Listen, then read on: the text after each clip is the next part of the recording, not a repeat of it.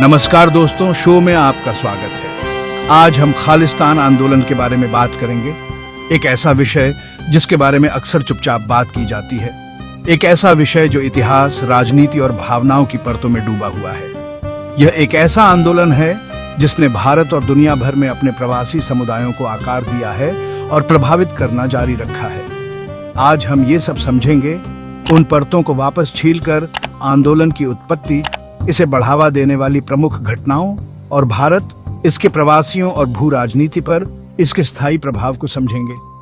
तैयार हो जाइए, क्योंकि हम कुछ गंभीर रूप से जटिल और, सच कहूं तो, दिल दहला देने वाले इतिहास की यात्रा करने वाले हैं।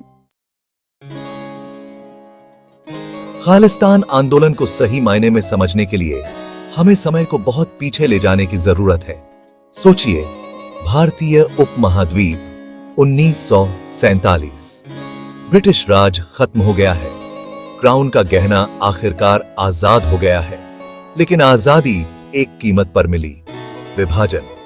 भारत और पाकिस्तान के नए बने राष्ट्र मानव इतिहास में सबसे बड़े सामूहिक पलायन में से एक देखते हैं, जो अकल्पनीय हिंसा और विस्थापन से चिह्नित है, खासकर सिख समुदायों को प्रभावित करता है।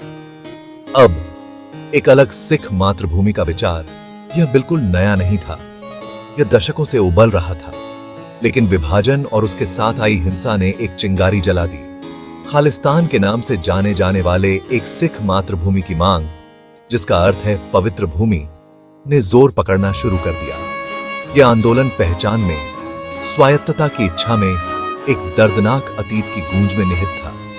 जरा सोचिए, भारत में सिख अल्पसंख्यक थे और विभाजन की याद, जहां उन्हें बहुत उत्पीड़न का सामना करना पड़ा, अभी भी ताजा थी। एक अलग सिख राज्य की मांग, यह सिर्फ भूगोल के बारे में नहीं था, यह आत्मनिर्णय के बारे में था। यह सुनिश्चित करने के बारे में था कि अतीत की त्रासदी दोहराई नहीं जाएगी। यह उनकी संस्कृति, उनके धर्म, उनके अस्तित्व की रक्षा के बारे में था। लेकिन किसी भी आंदोलन की तरह इसमें भी दरारें दिखने लगीं। अलग अलग विचारधाराएं सामने आईं और खालिस्तान की मांग ने कई रंग ले लिए। 1980 के दशक की बात है। सिख समुदाय के केंद्र पंजाब में तनाव उबल रहा है। एक करिश्माई और कुछ लोग कहेंगे विवादास्पद व्यक्तित्व उभरता है। जरनैल सिंह भिंडरावाले।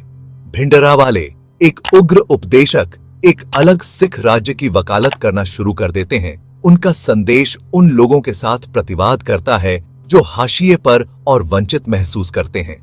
अब भिंडरावाले और उनके अनुयायी, वे सिर्फ बातें नहीं कर रहे थे, वे अमृतसर में स्वर्ण मंदिर परिसर को हथियार जमा कर रहे थे। सिख धर्म के सबसे पवित्र मंदिर को किले में बदल रहे थे। यहीं से कहानी एक दुखद मोड़ लेती है। उस समय की प्रधानमंत्री इंदिरा गांधी ने ऑपरेशन ब्लू स्टार को मंजूरी दी। उद्देश्य, भिंडरावाले और उसके उग्रवादियों को स्वर्ण मंदिर से निकालना। जून 1984 में भारतीय सेना ने स्वर्ण मंदिर पर धावा बोल दिया।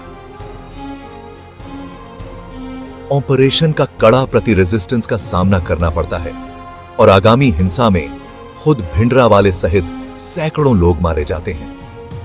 स्वर्ण मंदिर, शांति और श्रद्धा के स्थान, गोलियों और खून खराबे से जख्मी की तस्वीरों ने पूरे भारत और सिख प्रवासियों को सदमे की लहर भेज दी। यह एक महत्वपूर्ण मोड़ था, एक ऐसा घाव जो फैलता रहेगा, जो आने वाला था उसका एक उत्प्रेरक। ऑपरेशन ब्लू स्टार सिर्फ एक इमारत पर हमला नहीं था, यह एक प्रतीक, एक पवित्र स्थान पर हमला था। भारत और दुनिया भर के सिखों के लिए यह उनकी पहचान पर हमले जैसा लगा। भावना सिर्फ गुस्से की नहीं थी, विश्वासघात की थी। सिख समुदाय के भीतर कई उदारवादी आवाजें जो कभी शांति और सुलह की वकालत करती थीं, उन्होंने खुद को अलग थलग महसूस किया। स्वर्ण मंदिर पर हमले ने खालिस्तान आंदोलन में नई जान फूंक दी। एक अलग सिख राज्य के लिए समर्थन बढ़ा, गुस्से और न्याय की प्यास से प्रेरित। लेकिन इस बार आंदोलन ने अधिक उग्रवादी रुख अपनाया। खालिस्तान लिबरेशन फोर्स जैसे समूह उभरे, ऑपरेशन ब्लू स्टार की घटनाओं का बदला लेने के लिए दृढ़ संकल्पित। हिंसा का एक चक्र गति में आ गया। पंजाब अराजकता में उतर गया। हत्याओं, बम विस्फोटों के साथ और लक्षित हत्याएं दुखद रूप से आम हो गईं। भारत सरकार ने कठोर रणनीति के साथ जवाब दिया। अक्सर मानवाधिकारों के उल्लंघन के आरोप लगाए जाते हैं। पंजाब का ताना बाना, अपनी गर्मजोशी और आतिथ्य के लिए जानी जाने वाली भूमि फटी जा रही थी। खालिस्तान का सपना, जो कभी कुछ लोगों के लिए उम्मीद की किरण थी, अब बेगुनाहों के खून से सना हुआ था। ऑपरेशन ब्लू स्टार ने आग लगा दी थी और कुछ ही महीनों बाद आग दिल्ली को अपनी चपेट में ले लेगी। 31 अक्टूबर 1984 को ऑपरेशन ब्लू स्टार का आदेश देने वाली प्रधानमंत्री इंदिरा गांधी की उनके ही सिख अंगरक्षकों ने हत्या कर दी थी। यह राष्ट्रीय स्तर पर सदमे और शोक का क्षण था, लेकिन भारत में सिखों के लिए यह भय का क्षण था। इसके बाद सिख विरोधी हिंसा की एक भयावह लहर दौड़ गई। दिल्ली और भारत के अन्य हिस्सों में सुनियोजित दंगे हुए। गुस्से और नफरत से भरी भीड़ ने सिखों को निशाना बनाया, घरों, व्यवसायों और निर्दोष लोगों पर हमला किया। आधिकारिक मरने वालों की संख्या लगभग 3000 है, लेकिन कई लोगों का मानना है कि वास्तविक संख्या बहुत अधिक है। नवंबर 1984 में उन 3 दिनों की तस्वीरें हर सिख की याद में अंकित हैं। जलती हुई सड़कें, डर के मारे दुबके हुए परिवार, मासूमों का रोना धोना। सिख विरोधी दंगे महज एक त्रासदी नहीं थे, वे एक राष्ट्रीय शर्म थे, भारत के विवेक पर एक काला धब्बा थे। खालिस्तान आंदोलन के लिए 1984 के दंगे एक महत्वपूर्ण मोड़ थे। हिंसा ने उत्पीड़न के आख्यान को घेराबंदी के तहत एक समुदाय के रूप में मजबूत किया। एक अलग राज्य की मांग, जिसे कभी कई लोग एक मामूली विचार के रूप में देखते थे, अब भारत और विदेशों में सिखों की एक नई पीढ़ी के साथ प्रतिध्वनित हुई। अध्याय 5, प्रवासी भारतीयों की दुविधा लौ को जीवित रखना।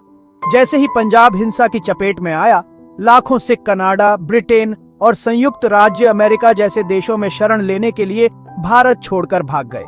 दुनिया भर में बिखरे हुए सिख प्रवासी ऑपरेशन ब्लू स्टार और 1984 के दंगों का सदमा अपने साथ ले गए, लेकिन मातृभूमि से दूरी ने उनके दर्द को कम नहीं किया, बल्कि इसे और बढ़ा दिया।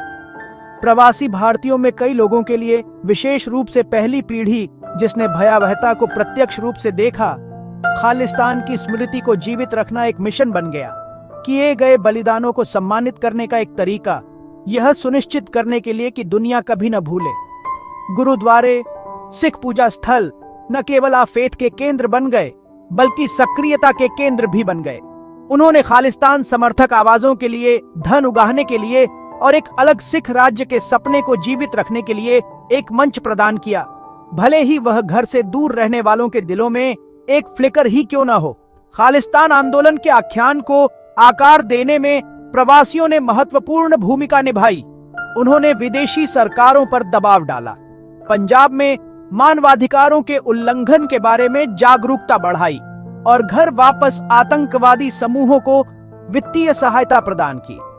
हालांकि ये याद रखना महत्वपूर्ण है कि प्रवासी एक अखंड नहीं है। जहां कुछ ने खालिस्तान आंदोलन का सक्रिय रूप से समर्थन किया, वहीं कई अन्य ने हिंसा का विरोध किया और शांतिपूर्ण समाधान सौंट। अध्याय 6, कूटनीतिक तंग रस्सी, खालिस्तान और भारत कनाडा संबंध। खालिस्तान मुद्दा सिर्फ भारत के लिए एक आंतरिक मामला नहीं रहा है, यह अंतर्राष्ट्रीय कूटनीति के दायरे में फैल गया है, खासकर भारत कनाडा संबंधों को प्रभावित करता है। कनाडा अपने बड़े और राजनीतिक रूप से सक्रिय सिख प्रवासी के साथ अक्सर खुद को निशाने पर पाता है। कनाडा के भीतर खालिस्तान समर्थक तत्वों की उपस्थिति, जिनमें से कुछ खुले तौर पर अलगाववाद और यहां तक कि हिंसा का समर्थन करते हैं, दोनों देशों के बीच विवाद का एक लंबे समय से मुद्दा रहा है। भारत ने कनाडा पर खालिस्तानी एक्सट्रीमिस्ट्स को सुरक्षित पनाह देने, कनाडा की धरती पर उनकी गतिविधियों से आंखें मूंद लेने का आरोप लगाया है। ये तनाव कभी कभी कूटनीतिक पंक्तियों में बढ़ गए हैं, व्यापार सौदों और सांस्कृतिक आदान प्रदान पर एक छाया डालते हैं। 1985 में एयर इंडिया बम विस्फोट खालिस्तानी एक्सट्रीमिस्ट से जुड़े आतंकवाद का एक भयावह कृत्य, जिसमें 329 लोग मारे गए थे, जिनमें से कई कनाडाई थे, इस मुद्दे के घातक परिणामों की एक गंभीर याद दिलाते हैं। यह हमला भारत और कनाडा दोनों के इतिहास में एक काला अध्याय बना हुआ है, जो उग्रवाद की मानवीय कीमत की एक दर्दनाक याद दिलाता है।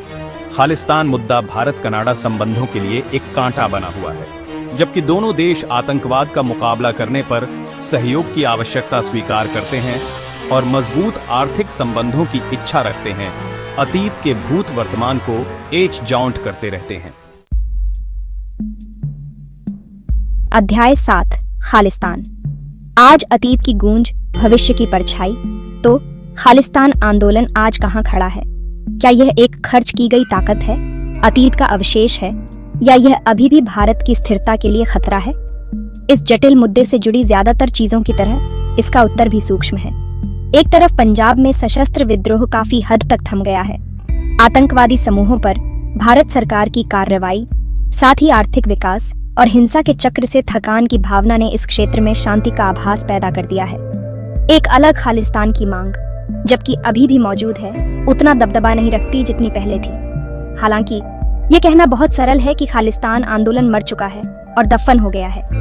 अतीत की अनसुलझी शिकायतों से प्रेरित नाराजगी के अंगारे, खासकर प्रवासियों के बीच, अभी भी सुलगते हैं। प्रतीकात्मक संकेत जैसे खालिस्तान पर प्रवासी नेतृत्व वाले जनमत संग्रह, जबकि किसी भी कानूनी स्थिति का अभाव है, जनता की चेतना में इस मुद्दे को जीवित रखते हैं। सोशल मीडिया के उदय ने खालिस्तान समर्थक आवाजों को अपना संदेश फैलाने के लिए एक नया मंच भी प्रदान किया है, जो अक्सर समर्थन हासिल करने के लिए गलत सूचना और भड़काऊ बयानबाजी का सहारा लेते हैं।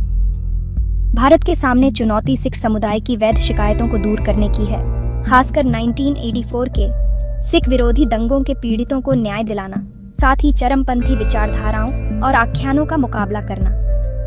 खालिस्तान आंदोलन एक जटिल और बहुआयामी मुद्दा है, जो भारत और उसके प्रवासियों के सामाजिक और राजनीतिक परिदृश्य को आकार देना जारी रखता है। ये पहचान, अन्याय, विभाजन और हिंसा की मानवीय कीमत की कहानी है।